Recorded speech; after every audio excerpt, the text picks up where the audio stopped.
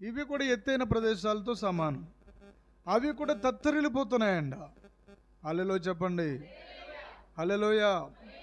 నా కృప నిన్ను విడిచిపోదు. 2 పోదులు ఉన్నాయి అక్కడ. ఒకటి విడిచిపోదు, తొలగిపోదు. ఈ నెలంతా పరిశుద్ధాత్మ దేవుడు ఇస్తున్న ఒక గొప్ప రెవల్యూషన్ ఏంటంటే ఆయన శక్తి నిన్ను విడిచిపోదు. హల్లెలూయా. గట్టిగా గల్లులో చెప్తామా? ఆయన స్పిరిట్ మనల్ని విడిచిపోదు. అంతేకాదు, ఇంకోటి ఏమంటున్నారంటే తొలగిపోదు. ఏంటది? నిబంధన మందసం మన చుట్టూ ఉంది. హల్లెలూయా. ఇక్కడ ఒక మాట మనకి కనబడుతుంది, సమాధాన విషయమైన. ఎక్కడ సమాధానం ఉంది? కుటుంబాల మధ్యలో సమాధానం ఉందా? ఇద్దరు వ్యక్తుల మధ్యలో సమాధానం ఉందా? సో 2 దేశాలు మధ్యలో సమాధానం ఉందా? 2 రాష్ట్రాల మధ్యలో సమాధానం ఉందా? ప్రపంచమంతా సమాధానం ఉందా? అంటే సమాధానం కోసం వెతుకుతున్నారు కానీ అది దొరకడం లేదు. కానీ సమాధానానికి అధిపతి అయిన యెహోవా ఆయన జాలి పడుతున్నారు. ఎప్పుడు జాలి పడతారు చెప్పండి? ఎప్పుడు జాలి పడతాం? అనాథుల మీద జాలి పడతాం, విధవరాళ్ళ మీద జాలి పడతాం, తర్వాత ఆరోగ్య పరిస్థితులు ఇబ్బందులకు పడి ఉన్న వాళ్ళని జాలి పడతాం. హల్లెలూయా. రాజమండ్రి మానస హాస్పిటల్కి వెళ్ళి ఎక్కువ చేసాము, కానీ అక్కడ దానికంటే ఎక్కువ మన కాకినాడ ఏరియా హాస్పిటల్లో ఎక్కువ ప్రార్థన చేయడం జరిగేది. హల్లెలూయా. హల్లెలూయా. జాలి పడడం. ఈవెన్ ఇప్పుడు వస్తున్నప్పుడు చింతల్లంక ఒక ఫ్యామిలీ వచ్చింది, రామచంద్రపురం నుంచి వచ్చి వెతుక్కుంటూ వచ్చారు. చింతల్లంక వస్తున్నారని వాళ్ళు. హల్లెలూయా. అతనికి ఒక 2 సమస్యలు ఉన్నాయన్నమాట.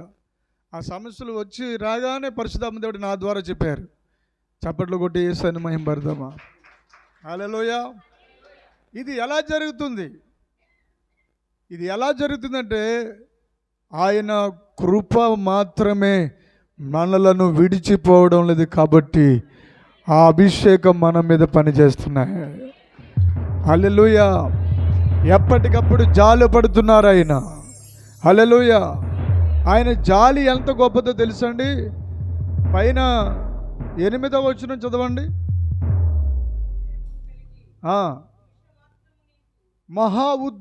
మహోద్రేకము కలిగి నిమిషమాత్రము నీకు విముఖుడనైతినయ్యా, నిత్యమైన కృపతో నీకు వాత్సల్యమును చూపుదును. అంటే ఆ ప్రేమను అందిస్తాను. నిత్యమైన కృపతో వాత్సల్యం చూపుదును. ఓసన మినిస్ట్రీస్ వాళ్ళందరికీ 2025 వాగ్దానం ఇదే. ఓసన మినిస్ట్రీస్ వాళ్ళందరూ పుడుతూనే ఉంటుందంట. దేవుడిలో ఏటి ఆ కృతదనం అంటే ఒకే ఒకటి లేఖనం కూడా సెలవిస్తున్నాయి. విలాపవాక్యాలు. Thank you holy spirit. విలాపవాక్యములు 3వ అధ్యాయము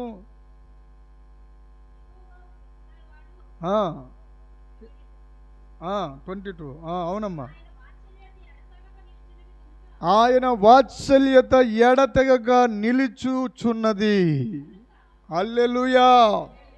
హల్లెలూయా. మనకు అదృశ్యంగా ఉన్న భగవంతుడు దృశ్య రూపమున ఆయన మన ఎదుట నిలబడి ఉన్నది వాక్యము రూపములో.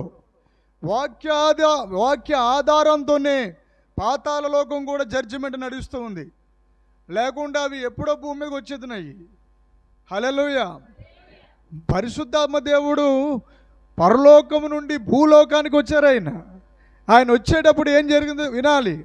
పరిశుద్ధాత్మ దేవుడు ఎప్పుడు వచ్చారంటే ఒక గొప్ప విషయాన్ని పరిష్కరించారు ఆయన. ఏటా పరిష్కారం అంటే జన్మ పాపము కర్మ పాపములు రెండిటిని కంప్లీట్గా ఒక అద్భుతమైన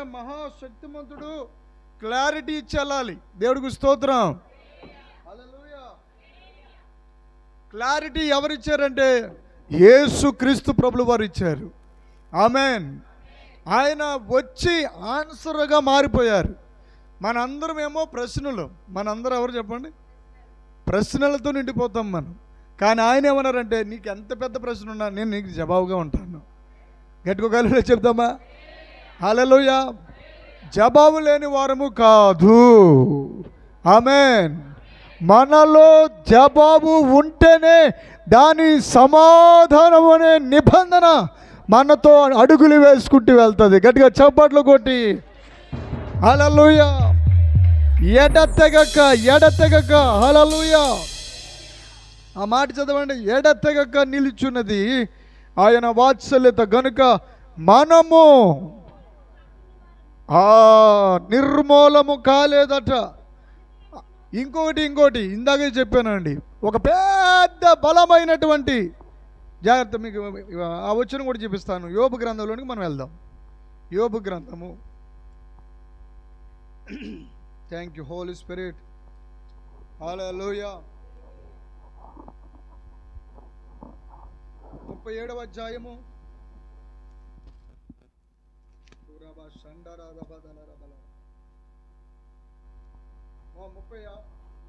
అధ్యాయము 22వ వచనం. ఇక్కడ కూడా 22వ వచనమే. 19వ వచనం చదవండి అమ్మా బిడ్డలారా.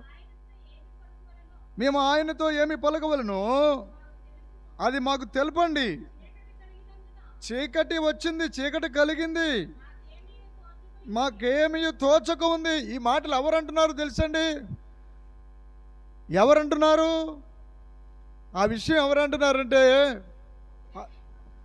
అది కూడా యోబు గ్రంథంలోనే ఉంటుంది. యోబు గ్రంథము 4వ అధ్యాయము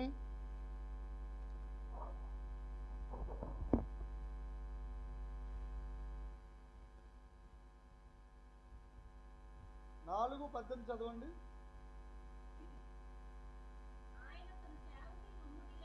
ఆయన తన సేవకులు నమ్ముతలేదంటే, సేవకులు అంటే మేము కాదు. ఈ వాక్యం సేవకులు అంటే అర్థం ఏమొస్తుంది అంటే దేవదూతలు. హల్లెలూయా. అదిగో సేవకులు అంటే దేవుడు చెప్తేనే అది చేస్తాయి అనమాట. ఎలా అంటే నువ్వు ఇగో ఇది తీసి ఇక్కడ పెట్టాను, అది మళ్ళీ అక్కడికి వెళ్ళగలదండి, మళ్ళీ ఏం చేయాలి? తీయాలి. అలాగే దేవదూతలకి ఒక వే పెట్టారు దేవుడు. దేవదూతలు దేవుడు ఏం చెప్తే అయ్యే చేస్తాయి. నువ్వు వెళ్ళి దర్శనమిచ్చి రా అంటే దర్శనమిచ్చి మళ్ళీ వెళ్ళిపోతాయి అంతే. మళ్ళీ ఇంకో రెండో పని చేయవు. అందుకే దేవదూతలు అప్పుడప్పుడు దేవదూతలకి, అందుకే దేవదూతల గురించి చాలా చరిత్ర తెలుసుకోవాలి మనం. బైబిల్ అంతటిలో దేవదూతల యొక్క చరిత్ర నువ్వు తెలుసుకుని ఉంటే నువ్వేం చేస్తావు తెలిసి అప్పుడప్పుడు దేవదూతలతో కూడా మాట్లాడడానికి ట్రై చేస్తావు. హల్లెలూయా. అవి కూడా చాలా ఫీల్ అయిపోతుంటాయి. హల్లెలూయా చెప్పరేంటి ఏమ్మా సువర్తమ్మ గారు? ఇప్పుడు మనకు కూడా ఎవరుంటాయి?